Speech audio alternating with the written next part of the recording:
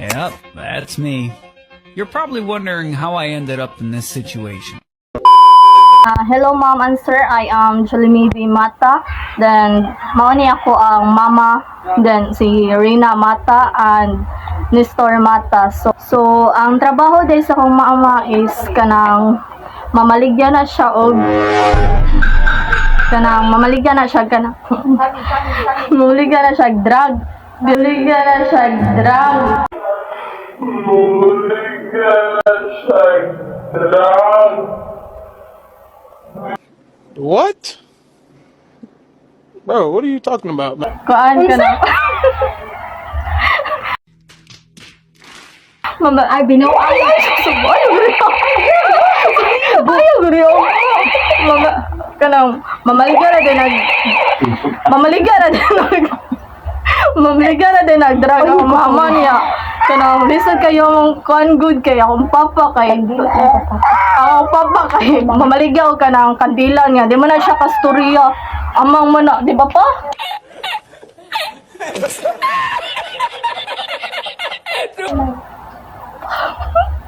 Amang ba? Di mo kasturya akong papa mo na siya. Hilom ra kay na siya.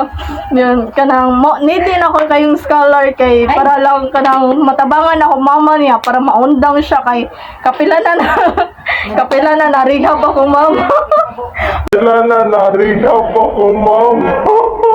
Mi ay pagtarong sa mi. Ay, sige katawa kay di ka daw tanan na.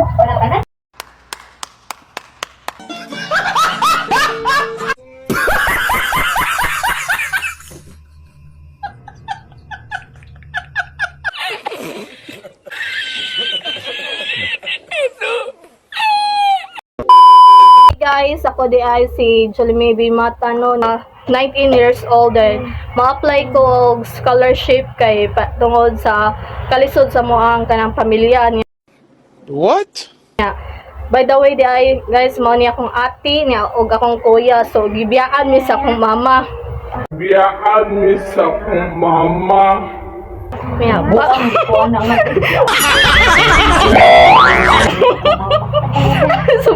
ay, pasif roman. Sige, natikip para madawat siya sa konti.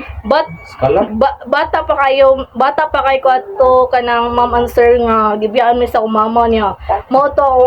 Ina I'm an independent woman. Mo to ako. Ate may kanang ang akong ate may nagatiman na mo Patay niya. din sa ko anak kay wagi ko kwarta ka. Ate bo.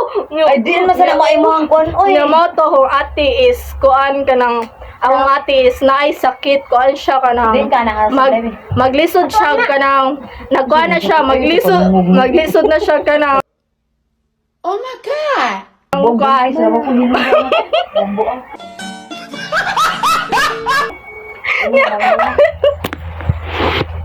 Wala na yung post na lang.